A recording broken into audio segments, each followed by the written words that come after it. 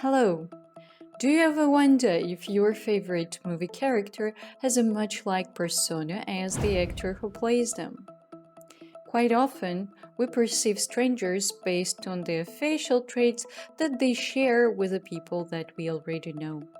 This process starts in the very early age and it is extremely difficult to unlearn.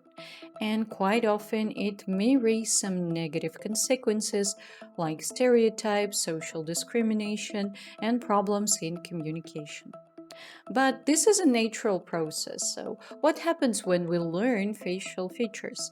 At first, as children, we learn to identify shapes and proportions that build a human face in people that we already know.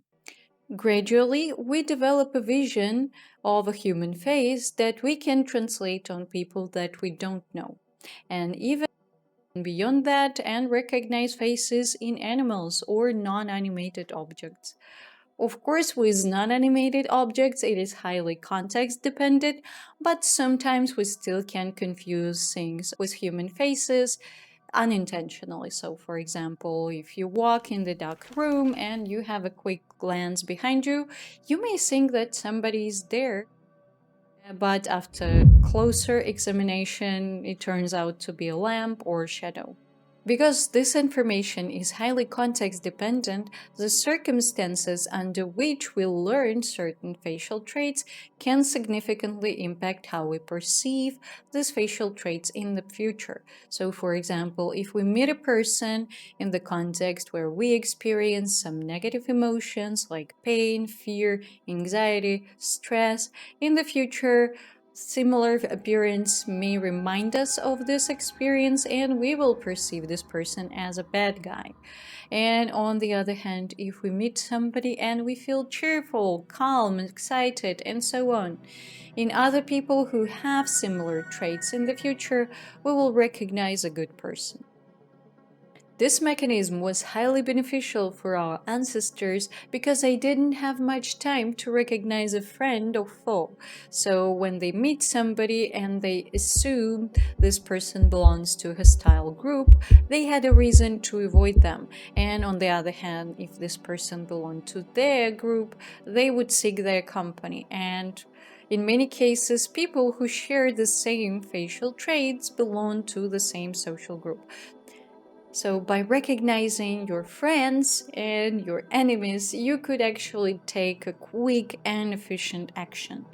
But in today's world, there are too many faces and too many people, and we cannot identify quickly who the person is only based on their face.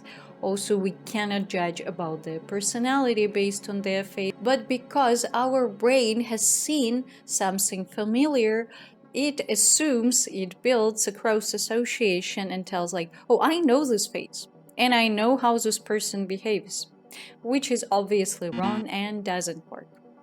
But speaking of recognition, so what happens with our brain when it recognizes face? Our brain does not record, store, and reproduce solid units of information. It rather builds a lot of cross associations related to certain things, like concept, idea, topic, visual stimulation. We interact based on our chemistry and electrical impulses that our brain receives from various sensory organs. So when we are recalling certain piece of information, it brings a lot of associations related to it, and quite frequently it can be confusing or actually not matching our previous experience. So in many cases, our memory is also not reliable. And speaking of biases, another thing that I wanted to discuss in this video is so-called third-person affect. This is a phenomena that was discovered in 1980s. The researchers surveyed the participants and they needed to assess how they are responsive to mass media information compared to the average population. And as a result, people who took part in this research assessed themselves as less responsive to mass media information than the average population. What does it mean? So if we would put a participant in the room and turned on TV and show them some kind of content that includes misleading information, uh, fake news, propaganda, or something like that, they would assume that they themselves are less responsive to this message. But on the other hand, people that would watch it outside of the room most likely would be more responsive, more vulnerable to this type of information. And of course, it's not the news that people are assuming they have skills above the average. This is a seldom bias that happens a lot.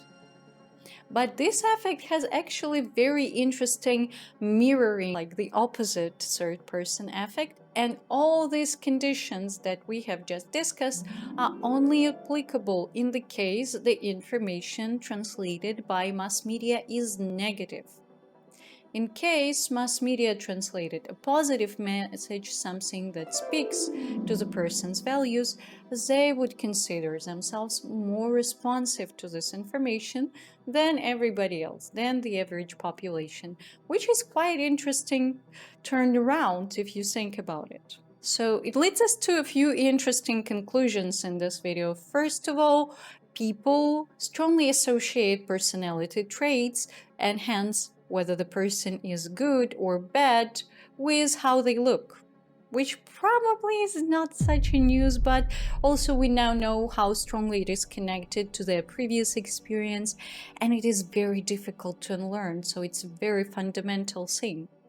And on the other hand, they also attribute more interest and value to the information they assume is good.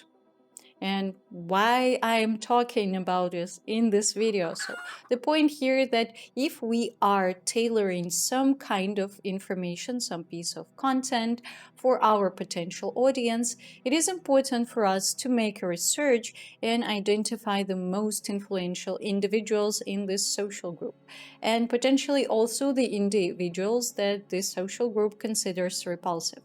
Because what could happen if we pick the wrong messenger for our content or idea, and our potential audience dislikes this person simply because of their looks, like they don't invest much thought into this process, it just happens. And if they don't appreciate the messenger, they will neglect the message as well.